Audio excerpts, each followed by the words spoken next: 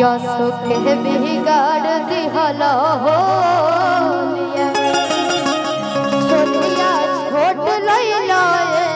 पाहुना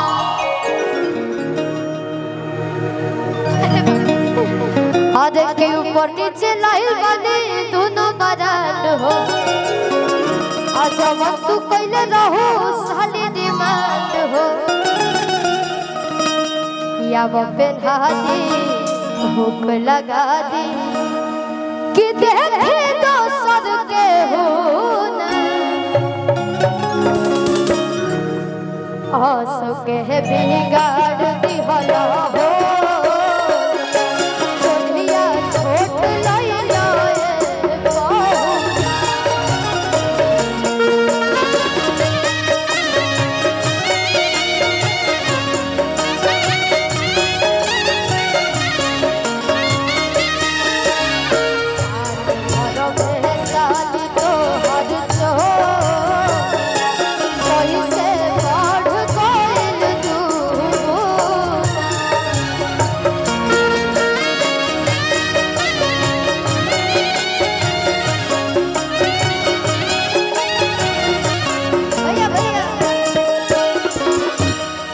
हमने के जब फागुन स्टार्ट होखेला तो एगो बहुत बढ़िया एगो गीत सब लोग गावेला हमने के दादाजी लोग गांव में गाई ना जा चलिए तो गाए बोल दे हमने अभी 6-5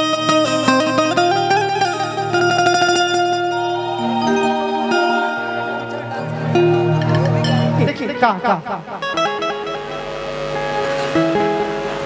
पवन सिंह औरक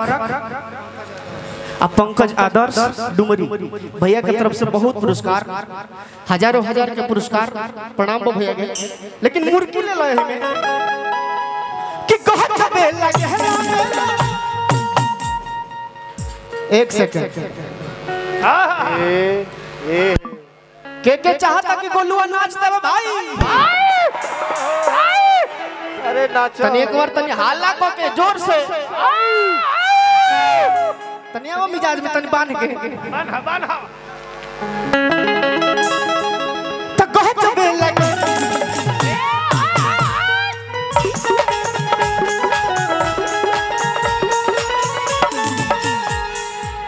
तिहाई वाला ले लो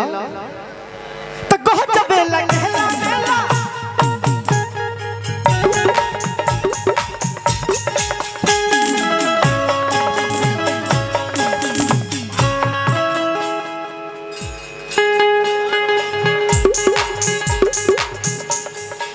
नजर से खेला करो भाई हो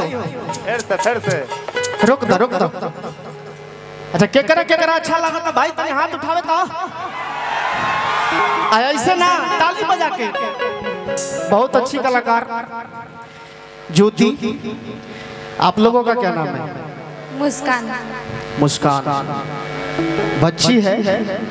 लेकिन बच्ची नहीं है हमको पता है क्या नाम है मोनिका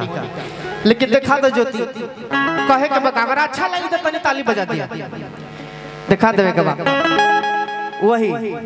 कि कहत छबे